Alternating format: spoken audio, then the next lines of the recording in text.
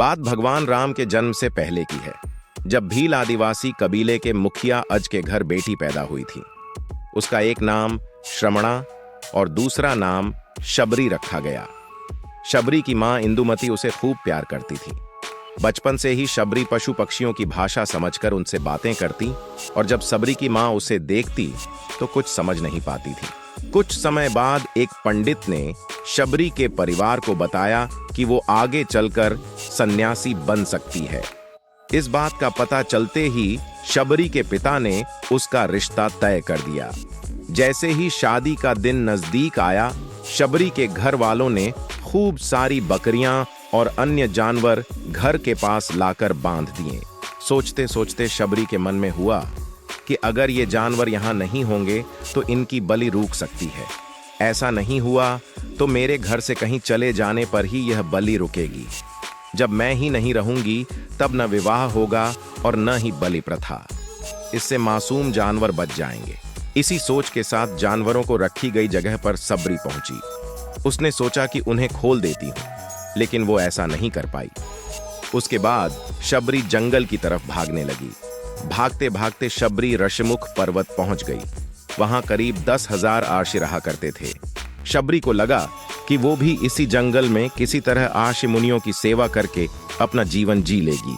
वो चुपचाप उसी जंगल में एक हिस्से में किसी तरह से रहने लगी। शबरी रोजाना आर्षि मुनियों की झोपड़ी के आगे झाड़ू लगाती और हवन के लिए लकड़ियां भी लाकर रख देती। आर्षि मुनियों को समझ नहीं आ रहा था कि जंगल में उनके काम अपने आप कैसे हो रहे हैं। एक दिन शबरी को किसी आर्षि ने देख लिया। उसे देखते ही उसका परिचय पूछा। जैसे ही शबरी ने बताया कि वो भील आदिवासी परिवार से संबंध रखती है तो उसे आर्षियों ने खूब डांट लगाई। शबरी को इस बात का बिल्कुल भी पता नहीं था कि उसकी जाति छोटी है और उसे आर्षियों द्वारा जाति की वजह अपमान सहन करना पड़ेगा। इतना सब होने के बाद भी शबरी हर आर्षि मुनि के दरवाजे पहुंचती और उनके आंगन में झाड़ू लगाकर उनसे गुरु दीक्षा देने के लिए कहती। हर कोई शबरी को उसकी जाति की वजह से अपने आश्रम से भगा देता था। ऐसा होते होते काफी समय बीत गया। उसके बाद शबरी मतंग आर्षि की कुटिया में पहुंची।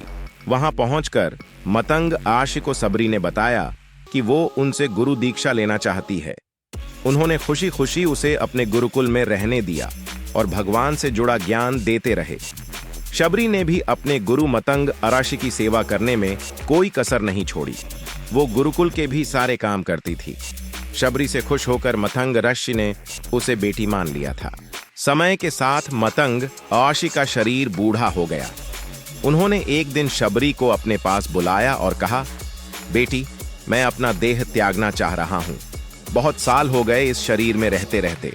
शबरी ने दुखी मन से कहा, आपके ही सहारे मैं इस जंगल में रह पाई हूं। आप ही चले जाएंगे तो मैं जीकर क्या करूंगी?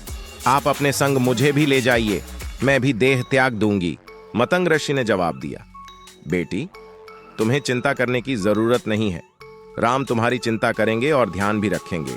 शबरी ने राम का नाम सुनने के बाद पूछा, वो कौन है और उन्हें मैं किस तरह से ढूंढूंगी? मंतग ऋषि ने बताया, राम कोई और नहीं भगवान है। वो तुम्हें सारे अच्छे कर्मों का फल देंगे। तुम्हें उन्हें ढूंढने की कोई जरूरत नहीं है। वो एक दिन खुद तुम्हें खोजते हुए इस कुटिया में आएंगे और तुम्हें उनके हाथों ही मोक्ष मिलेगा। तब तक तुम इसी आश्रम में रहो। इतना कहते ही मंतग ऋषि ने अपना शरीर त्याग दिया। शबरी के मन में मंतग आर्षि के जाने के बाद से एक ही बात थी कि भगवान राम स्वयं उससे मिलने आएंगे। वो रोज भगवान राम से मिलने के लिए बाग से अच्छे अच्छे फूल लाकर पूरा आश्रम सजाती और भगवान के लिए बेर तोड़कर लाती। भगवान के लिए बेर चुनते हुए शबरी उन्हें छक लेती थी ताकि भगवान वो सिर्फ मीठे बेर ही दे।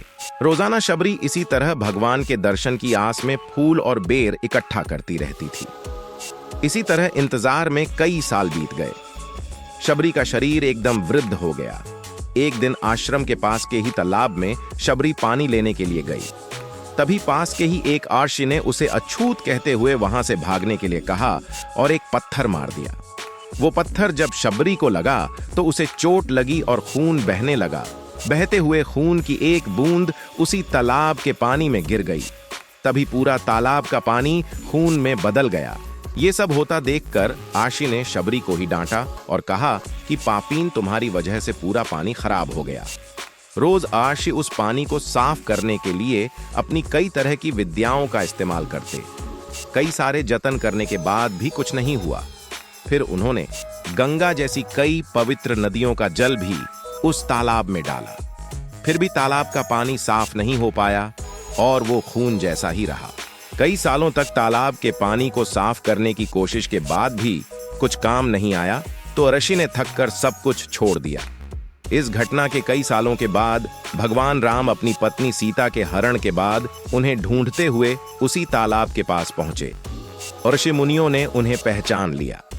भगवान को वहां देखकर आर्षियों ने तालाब का पानी साफ करने के लिए भगवान को अपने पैर उसमें डालने के लिए कहा, लेकिन पानी जैसे का तैसा ही था।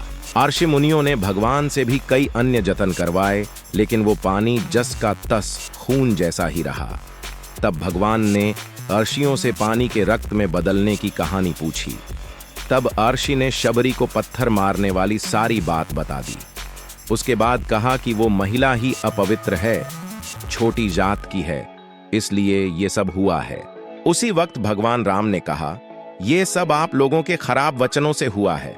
शबरी को इस तरह के शब्द बोलकर आप लोगों ने उसे नहीं बल्कि मेरे दिल को घायल किया है।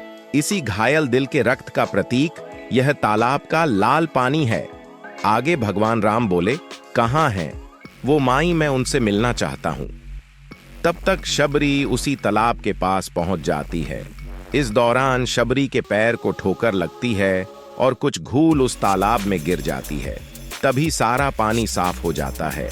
भगवान सबसे कहते हैं कि देखिए, आप लोगों ने क्या कुछ नहीं किया, लेकिन पानी साफ नहीं हो पाया। अभी सिर्फ इनके पैर की थोड़ी सी धूल ने ही तालाब का पानी साफ कर दिया। भगवान राम को शबरी पहचान चुकी थी। उन्हें प्रणाम करके शबरी ने कहा, भगवान, आप मेरे साथ कुटिया में चलिए। भगवान भी खुशी खुशी शबरी के साथ चल पड़े। फूलों से शबरी ने भगवान राम का स्वागत किया। वो सीधे बेर तोड़ने के लिए भाग गईं और छक छक कर उनके लिए बेर लेकर आई। उन्होंने बड़े ही प्यार से भगवान राम और उनके भाई लक्ष्मण को बेर दिए। भगवान राम ने भी उतने ही प्यार से उन बेर को खाना शुरू किया। तभी बेर देखकर मुंह बनाते हुए लक्ष्मण ने कहा, भैया, ये बेर झूठे हैं, इन्हें आप कैसे खा सकते हैं? भगवान ने जवाब दिया, लक्ष्मण, ये झूठे नहीं बल्कि बहुत मीठे हैं। शबरी माई, हम सबके लिए ये बहुत प्यार से तोड़कर लाई हैं। इतना कहकर भगवान राम प्यार से उन बेर को खाने लगे। भगवान ने जाते हुए शबरी माई से कहा, आप मुझसे जो चाहे वो मांग सकती हैं। शबरी ने उन्हें कहा, मतंग ऋषि के कहने पर मैं आज तक सिर्फ आपके दर्शन करने के लिए जी रही थी। अब आप मुझे मोक्ष प्रदान कीजिए। मैं अपना शरीर आपके सामने ही त्यागूंगी। उसी वक्त शबरी ने अपना शरीर त्याग दिया।